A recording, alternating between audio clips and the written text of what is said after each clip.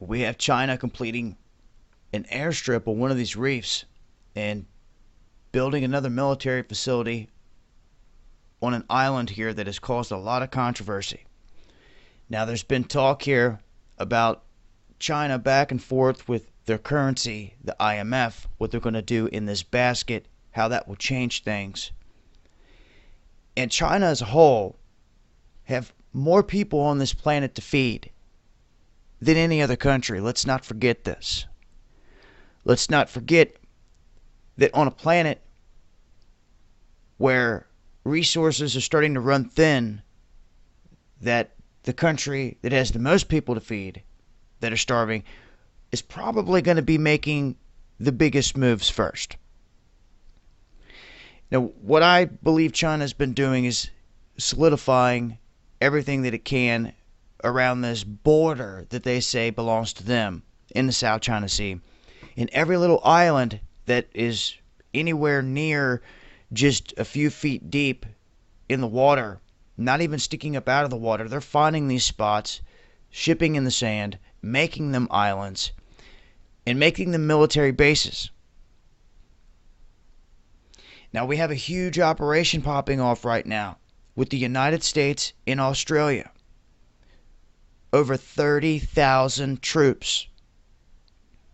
Okay? And they're going to be right in this neck of the woods where they're going to be heading out into the ocean right up around this territory. And China's made the announcement that if you guys want to come anywhere near our neck of the woods, expect retaliation. They've had confrontations already by vessel out in the waters with the Philippines, with Japan. They're not firing shots, but they'll break out water cannons and start blasting each other and things of that nature and try to outnumber one another. But you can see the supply ships coming in, and this is a big operation. South China Sea. I'm telling you, South China Sea is key to China. It's not only key to China, it's key to a lot of other countries that are sitting here watching China make these moves, and they're basically feeling like they're getting bullied. They feel like they're having their own territory stripped away from them, and there's nothing that they can do to stand up to China alone. That plays to the advantage of the United States and Australia, who can snatch up all these countries as allies, and when you start adding all of them together, well, then you've got a formidable force that could potentially defeat China and all their millions of people. One thing's for sure, China's not going to back down in this neck of the woods. And it's interesting to note that when you look at the billionaires out there, the same ones we've seen behind all the deception, talk Soros, for instance, he warns that the United States better start playing the game with China.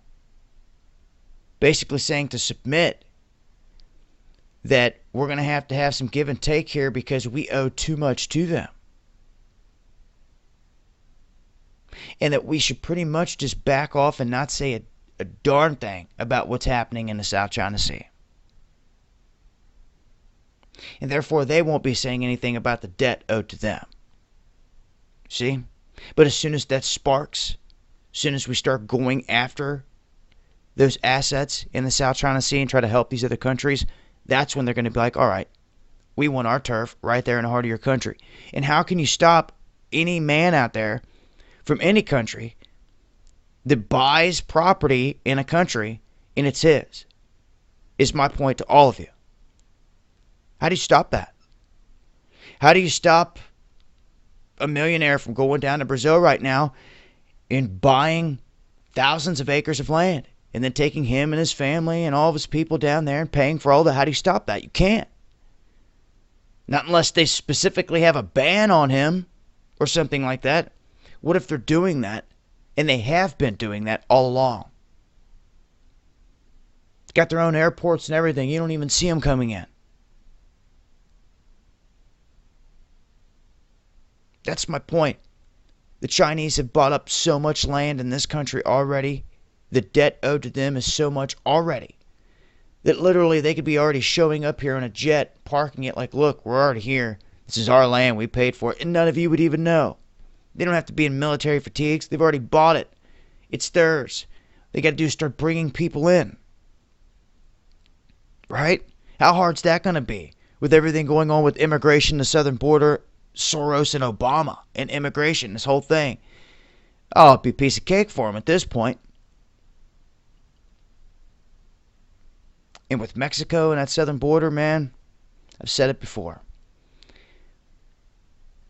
It's all laid out right there. And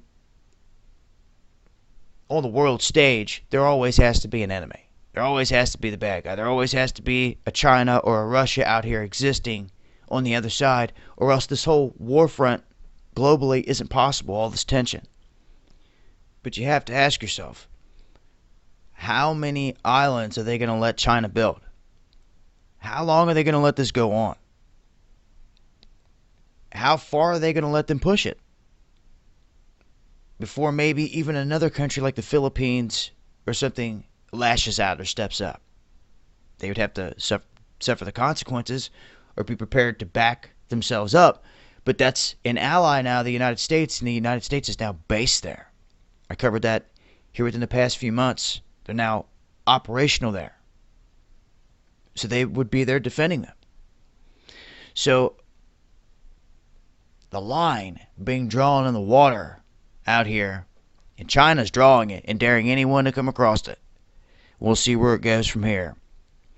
One thing's for sure, over 30,000 troops, American and Australian, in them waters just south. I'll leave a link. It's been Dabu7.